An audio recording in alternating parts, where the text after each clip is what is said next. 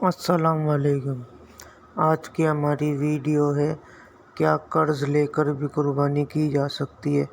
تو ویڈیو شروع کرنے سے پہلے آپ بھائیوں سے ریکویسٹ ہے، ایک بار اللہ بول کر چینل کو لازمی سبسکرائب کر دیں، بیل آئیٹن کو پریس کر دیں۔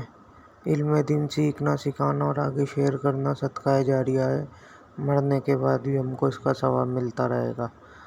تو اللہ کی رضا کی خاطر چینل کو لازمی سبسکرائب کر دیں اگر آپ چینل پر نئے ہیں تو۔ ویڈیو شروع کرنے سے پہلے ایک بار درود شریف پڑھ کر چینل کو سبسکرائب کر دیں۔ کیا قرض لے کر بھی قربانی کرنی ہوگی؟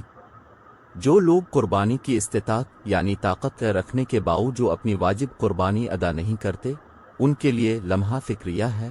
اول یہی خسارہ یعنی نقصان کیا کم تھا کہ قربانی نہ کرنے سے اتنے بڑے ثواب سے محروم ہو گئے، مزید یہ کہ وہ گناہ گار اور جہنم کے حقدار بھی ہیں۔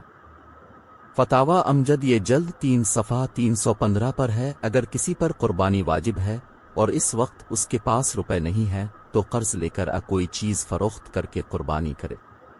آپ کو ہماری ویڈیو کیسی لگی کمنٹ میں لازمی بتائیں۔